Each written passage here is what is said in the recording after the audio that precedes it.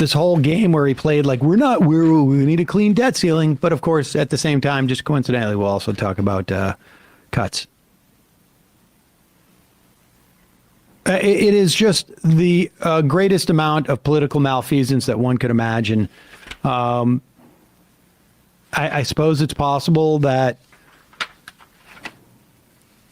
Joe Biden personally enjoys the idea of low-income people having some pain or disarray in the government. That seems odd. But I think also there's just a complete lack of understanding of and the amazing thing, it's incredibly frustrating. I know I say this every day, but you hear the AP report it, and it's as if like they're having negotiations about, the spring coming. Like there is no context to this. No one the general public has no idea. Had the Biden administration just said, we're using the 14th Amendment, end of the story, maybe they'll still do that. My first inclination is to assume that Biden is going to cave and agree to some type of more or less sequestration where you put caps across the board for a year or two.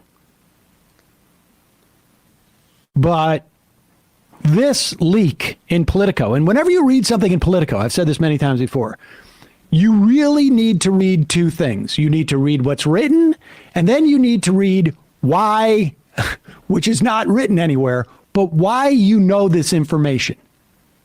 Why are we reading this?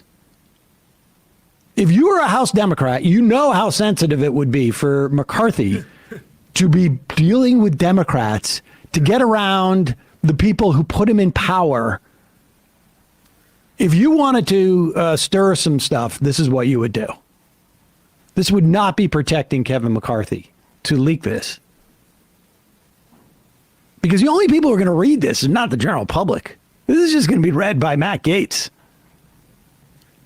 And so maybe this makes it almost impossible for McCarthy to make a deal.